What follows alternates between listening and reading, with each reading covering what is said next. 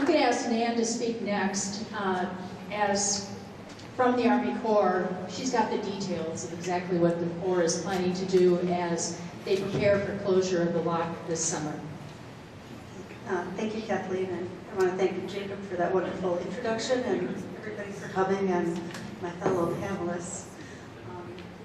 I am the project manager with the St. Paul District Corps of Engineers. I'm also the Corps' hydropower coordinator, so I know all about the hydropower developments that are going on at the Upper Lock. My, reason for being here is to share information about the lock closure, the mechanics of the lock closure, answer questions about hydropower, and discuss the Corps plans in the short term and the long term. I'd also like to share that, like Thomas, I have a personal connection with St. Anthony Falls. I started working at Lower St. Anthony Falls in 1979 as the clerk at the Lower Lock. In the summers, that was while I was earning my engineering degree at the University of Minnesota. And I remember I rode the bus from the suburbs to downtown Minneapolis, and I walked along First Street past the Fujiya restaurant, past the Washburn A Mill before it burned down, and down through what is now the parking turnaround, and that was a gravel operations run by Sheely. So it was a very industrial walk down to work. There are a few things that I remember about St. Anthony Falls. I rode a train across the Stone Arch Bridge back in the early 1980s. I'm that old, yes. I remember when the NSP power plant failed at the Lower Lock, and when I became the St. Paul District Hydropower Coordinator in 2001, I got to see a new hydropower plant being constructed at the Lower Lock. So it was there was a closure there. Something fell down, but something took its place. And how things have changed working at Lock and Dam over the last 35 years. 35 years ago, we had 24-hour-a-day operation. There were 2 lock operators working in 3 different shifts. There was an assistant lock master at both the upper and the lower lock. There were 2 tour guides. There was 1 lock master that took care of both sites. They had day laborers during the summer because there was enough traffic where the lock operators were so busy that somebody else had to take care of maintenance. So there were a lot of people that were employed at both the upper lock and the lower lock. And things have changed since then. Right now we have 2 shifts per day with 1 lock operator rather than 2. We don't have assistant lock masters anymore. We have 1 lock master that serves both the upper and the lower lock. No more tour guides. I think very little hired labor. So the staff has decreased dramatically. Now this is the boring bit. I get to tell you about why the lock is closing or what the mechanism is for closing it.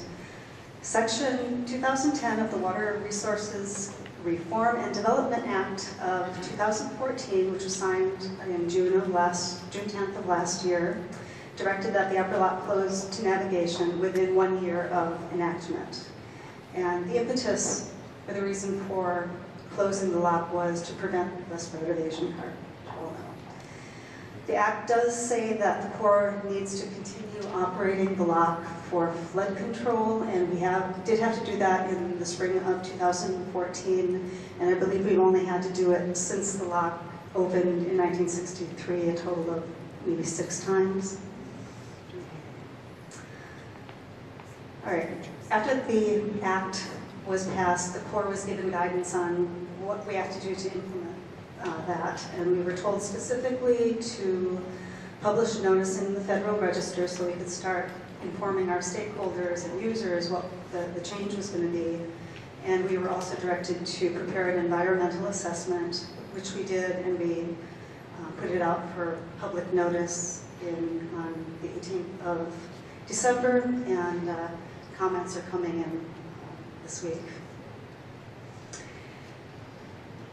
Okay, our biggest challenge that we face right now is communicating to all of our stakeholders that the lock is going to change, or the lock is going to close.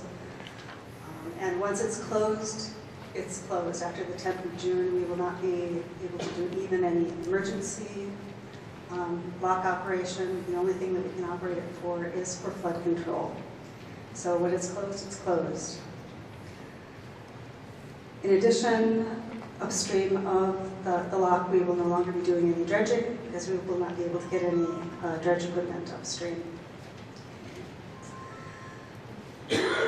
Along with the closure, then, we expect that, of course, the commercial traffic is going to cease, and the demand for lockages, not only, at Upper Lock will be zero, but at the lower lock and also at Lock and Dam 1, we anticipate that the usage is going to decrease, and we're proposing to reduce the number of hours that we're going to be operating those two locks as well. So that will give even less opportunity for the passage of Asian carp, but also the less opportunity for passage of, or for use as recreational lockages.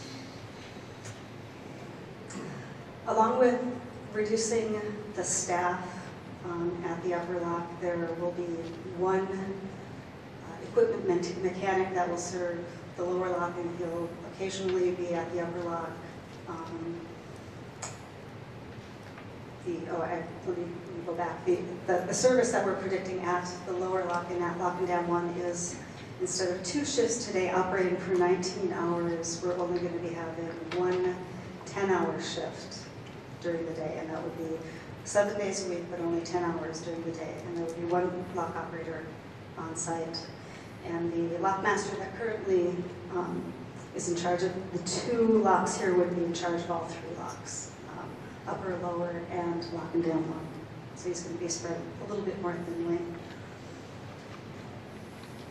Along with those reductions that are going to take place the 10th of June, we're no longer going to have the staff to service the public restrooms that are on site and to let people in to use the observation deck. I mean, all of those things the Corps is not going to have staff to do. So that's where there's an opportunity for somebody else to help us keep those facilities operational.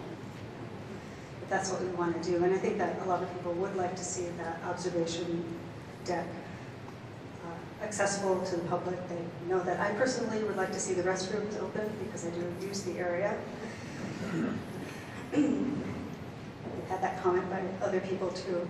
So there, we do recognize that there's a need, and we want to keep it open.